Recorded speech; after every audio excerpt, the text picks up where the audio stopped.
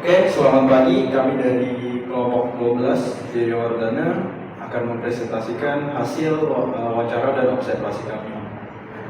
Oke, di sini tema kita adalah peran media digital dalam edukasi dan pelestarian sejarah bagi generasi muda. Oke, selanjutnya. Oke, saya ada di sini.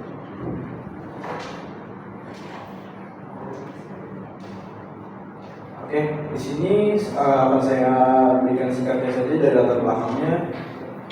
Jadi museum pemberontakan G13 PKI ini sendiri dari source asli pengurus museumnya itu dibangun pada pertengahan tahun 1970. Museum ini dibangun dalam maksud untuk menyimpan sejarah-sejarah dari peristiwa atau tragedi dari penyerangan G13 PKI dan sekaligus menjadi pengingat atau pembelajaran akan bahayanya latih komunis itu sendiri. Dan dari hasil observasi kami, museum ini mengalami beberapa tantangan dalam penyampaian informasi, terutama di era digital sekarang, terutama ke penyampaian ke generasi muda, karena generasi muda yang sekarang cenderung lebih banyak dapat informasi dari media digital. Selain dari itu, sangat jarang mendapatkan informasi dari media tradisional seperti langsung datang ke museumnya ataupun ikut study group, itu sangat jarang sekali. Dan museum ini sudah juga memberikan beberapa percobaan untuk digitalisasi koleksi museumnya. Jadi ketika kita ke sana bakal ada QR code yang diberikan, jadi bisa di-scan. Nanti ada video penjelasan tentang dari diorama museum dan kilas-kilas balik peristiwa sejarah G13 PKI. Oke. Selanjutnya akan dilanjutkan teman saya, Elsa. Oke, baik. Di sini kita lokasi studi lapangannya ada di Museum Pengkhianatan PKI yang terletak di Jalan Raya Pondok Gede, Lubuk Budaya, Kecamatan Sumayo, Jakarta Timur. Dan ini adalah museum yang menjadi saksi sejarah terjadinya peristiwa 13 PKI, dan itu adalah salah satu tempatnya, yaitu di sana di museum itu.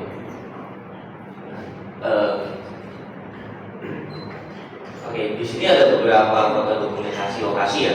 Yang pertama itu ada di Sumur Paut. Jadi paling ikoniknya pas kita tanya kepada pengunjung pengen pergi kemana sih biasanya mereka langsung ke Sumur Pautnya. Jadi itu yang paling ikonik. Dan juga di area situ nggak cuma hanya Sumur Paut, tapi juga ada monumen Pancasilanya dan juga rumah penyiksaannya dan Pasebayan, museum Pasebayan, dan juga Museum Pengkhianatan PKI itu. Nah, yang selanjutnya yang sudah di-mention juga sama teman saya dalam di sini tidak ada sampai di sana tuh dia ada beberapa tempat kayak diorama yang bisa kita akses juga.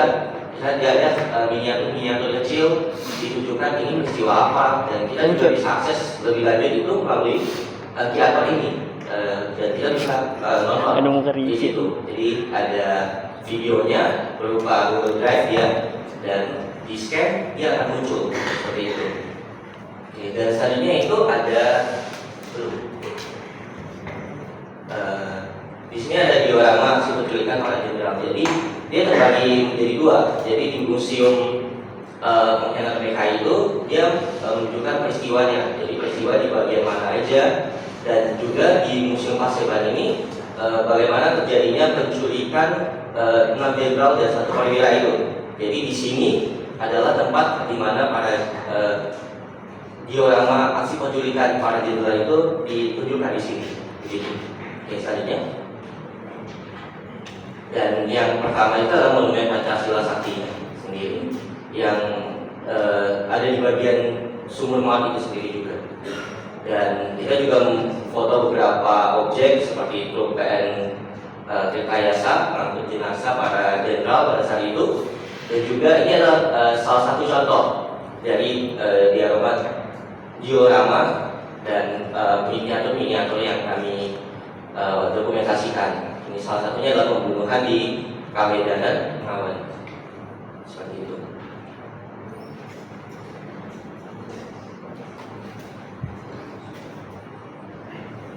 Selanjutnya akan dilanjutkan oleh saya. Ini narasumbernya yang pertama itu Mayor Infanteri Ahmad. Kita saat mewawancarai dia menjelaskan bahwa kita bertanya bahwa misalnya museum monumen ini dibangun pada Oktober 1967. Baru museumnya dibangun pada tahun 1990. Dan setelah itu kita mewawancari Bapak Franky yang kita mewawancarai yang ternyata dia itu udah beberapa kali sini, tapi kali ini membawa anaknya yang baru yang belajar tentang sejarah Indonesia pada peristiwa ini juga ber-SPKI. Selanjutnya itu Bapak Setia. Bapak Setia juga dulunya itu sering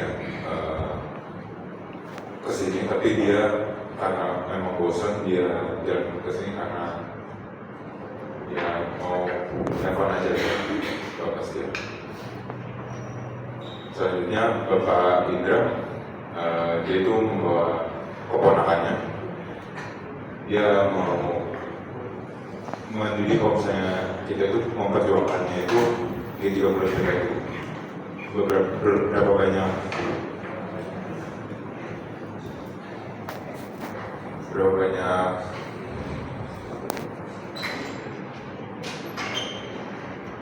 tragedi yang dibunuh oleh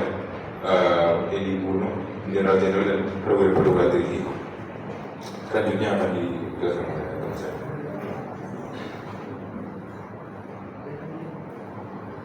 Nah, selanjutnya saya akan membahas argumennya yang dibicarakan oleh Mayor Infanteri Ahmad. Nah, Mayor Infanteri Ahmad ini sebagai penanggung jawab Museum Banggoya ini, dia membicarakan tentang kapan dibangunnya monumen ini pada tanggal 1997 dan diresmikan tahun 1972. Nah, tujuannya itu untuk mengenang pahlawan revolusi, mengingat bahaya anti komunisme, menjadi wisata edukatif sejarah GDPSPKI. Nah, koleksinya ini meliputi sumur maut, rumah sejarah, tugu monumen Pancasila, rekayasa, logarik, dan 34 diorama pemetaran PKI.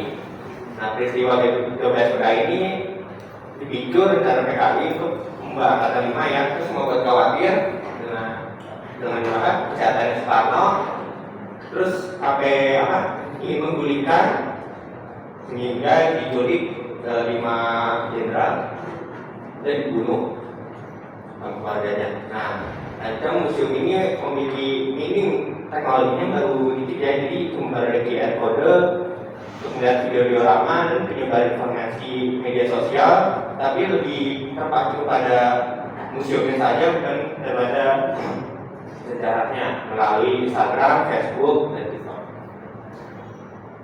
Nah, ini argumen yang dilakukan oleh Pak Franky, Pak Setia, Pak Indra. Nah, ini sebagai destinasi edukatif yang ingin dibunuh ya. Kunjungan ini memiliki menambahkan perasaan untuk nasionalisme dan pemahaman sejarah yang dilupakan dari budaya bangsa.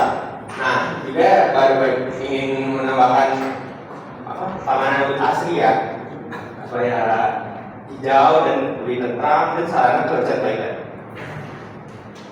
Nah, ini sebuah penelitiannya itu di GDPSPKI menanggung diorama, dokumen dan rekap sejarah seperti baju dan cara yang ada darahnya.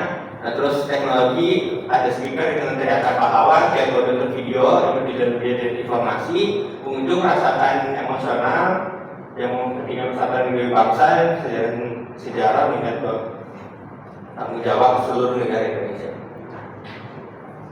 Sekian dari kami, terima kasih.